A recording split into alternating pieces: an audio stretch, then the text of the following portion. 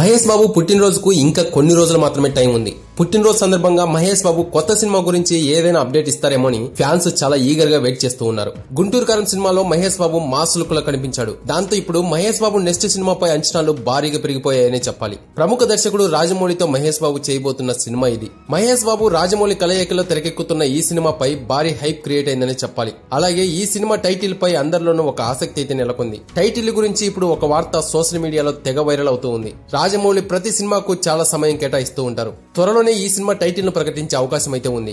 Mahesh Babu birthday సందర్భంగా title reveal చేస్తారేమో అని అంతా అనుకున్నారు. కానీ దీనికి సంబంధించి ఎలాంటి అప్డేట్ అయితే రాలేదు. కాకపోతే ఈ సినిమాకు గోల్డ్ అనే టైటిల్ ను పరిశీలిస్తున్నట్లు వార్తలు వినిపిస్తూ ఉన్నాయి. ఈ టైటిల్ పై సినిమా బృందం ఎలాంటి సమాచారం ఇవ్వలేదు. కానీ కాకపోతే ఈ సినిమాకు గోల్డ్ అనే టైటిల్ గట్టిగానే వినిపిస్తోంది. అయితే ఈ సినిమా ఆఫ్రికన్ అడవుల నేపథ్యంలో ఉంటుందని ఇప్పటికే విజేంద్ర ప్రసాద్ గారు అయితే హింట్ ఇచ్చారు. ఇండియానా జోన్స్ తరహాలో ఈ సినిమా అయితే ఉండబోతోంది. కారు అడవుల్లో బంగారం కోసం జరిగే వేట నేపథ్యంలో ఈ సినిమా ఉంటుందని చెబుతూ ఉన్నారు. అలాగే ఈ అడవుల్లో మహేష్ బాబు చేసే సాహసాలు ఒళ్ళు గగ్గురు పొడిచేలా ఉంటాయంట.